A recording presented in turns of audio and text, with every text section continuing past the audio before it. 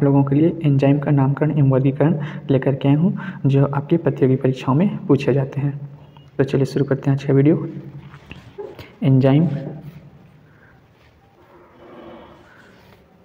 तौर पर एंजाइम का नाम उसके अभिकारक के नाम के अंत में एस लगाकर रखा जाता है, यानी कि जो भी एंजाइम होता है उसके अंत में कौन सा शब्द लगाते हैं? एस शब्द लगाते हैं। जैसे कि सुक्रेज है, माल्टोज है, लैक्टोज है, पर कार्य करने वाले एंजाइम को क्रमशः सुक्रेज, माल्टेज और लैक्टेज कहा जाता है। यानी कि सुक्रोज एक प्रकार का शर्करा है, माल्टोज और लैक्टोज इस प्रकार के क्या है? शर्करा होते हैं। तो इनके लिए जो एंजाइम होता है वो कौन कौन से होते हैं? सुक्रेज हो गया, माल्टेज हो गया और लैक्टेज।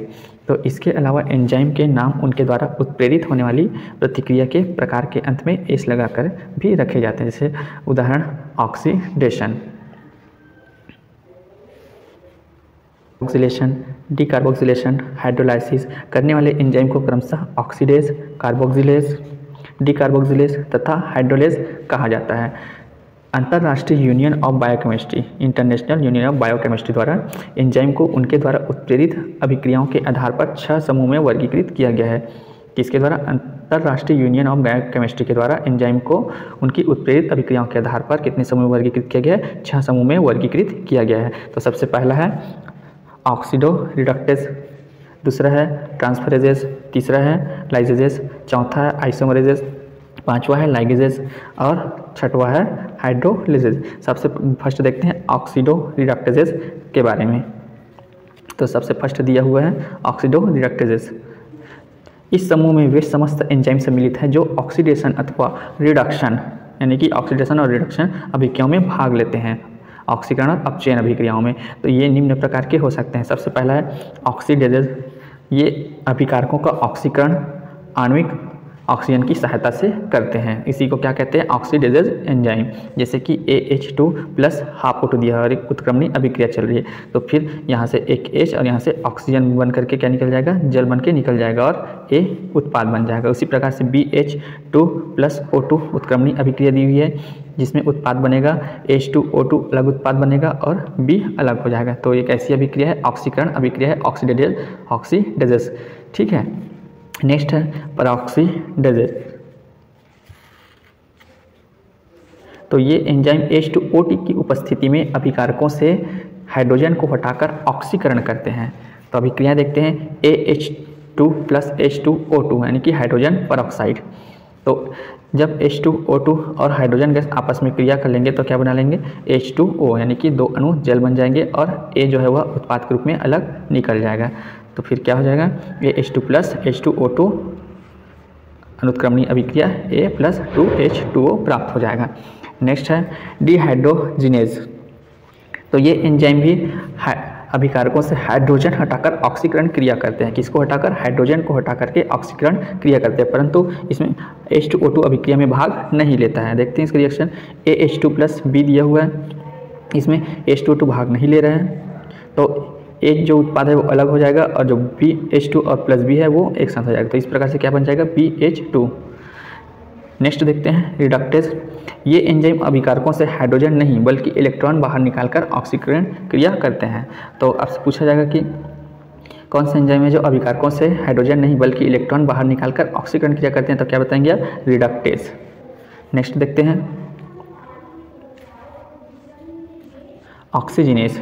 ये एंजाइम अभिकारक का ऑक्सीकरण इनमें 2 ऑक्सीजन परमाणुओं को सम्मिलित करते हैं। नेक्स्ट है हाइड्रोक्सिलेज। ये एंजाइम अभिकारकों में 2 स्थान पर एक ही ऑक्सीजन परमाणु सम्मिलित होते हैं। कैसे क्या है ये? एंजाइम जो है अभिकारकों में 2 स्थान पर एक ही ऑक्सीजन परमाणु सम्मिलित करते हैं। उसको क्या कहते हैं हम? Hydroxylase enzyme. आपसे पूछा जा सकता है कि कौन सा एंजाइम जो अभिकारक के में 2 स्थान पर एक ही ऑक्सीजन परमाणु सम्मिलित करता है? तो कौन सा है वह? Hydroxylase enzyme. नेक्स्ट है जी नंबर कैटलेज। ये एंजाइम हाइड्रोक्सन परऑक्साइड से ऑक्सीजन मुक्त करते हैं। किससे करते हैं? जो हाइड्रोजन परऑक्साइड होता है H2O2 होता है, उससे क्या मुक्त करते हैं? ऑक्सीजन मुक्त करते हैं और H2O बनता है। तो आपसे इससे भी प्रश्न पूछा जा सकता है कि कौन सा एंजाइम जो होता है वो हाइड्रोजन परऑक्साइड से ऑक्सीजन मुक्त करते हैं? तो कौन सा एंजाइम है? कैटलेज एंजाइम है। नेक्स्ट देखते हैं ट्रांसफरेजेस। इस एंजाइम की सहायता से किन्हीं 2 अभिकारकों के बीच किसी विशेष समूह का स्थानांतरण होता है। देखते हैं रिएक्शन। ए प्लस बी PO4 अभिक्रिया चली, जिसमें A PO4 से क्रिया करी और जो B है वह क्या हो जाएगा, अलग हो जाएगा, रिलीज हो जाएगा, स्थानांतरित हो जाएगा। तो इस प्रकार से स्थानांतरण किए जाने वाले समूहों के प्रकार पर एंजाइम भी अनेक प्रकार के होते हैं। तो देखते हैं कौन कौन से एंजाइम होते हैं। ट्रांसकीटोलेज होते हैं जो कीटोनिक समूह का स्थानांतरण करते हैं। ट्रांस एल्डोलेज होते हैं जो एल्डिहाइड समूह का स्थानांतरण करते हैं। आपसे पूछा जा सकता है कि कौन सा एंजाइम है जो कीटोनिक समूह का स्थानांतरण करता है, तो आपको ऑप्शन दे दिया जाएगा transketolase, trans aldolase, trans aminase, trans carboxylase. तो इस प्रकार से आप कौन सा ऑप्शन लगाएंगे, ट्रांसकीटोलेज एंजाइम।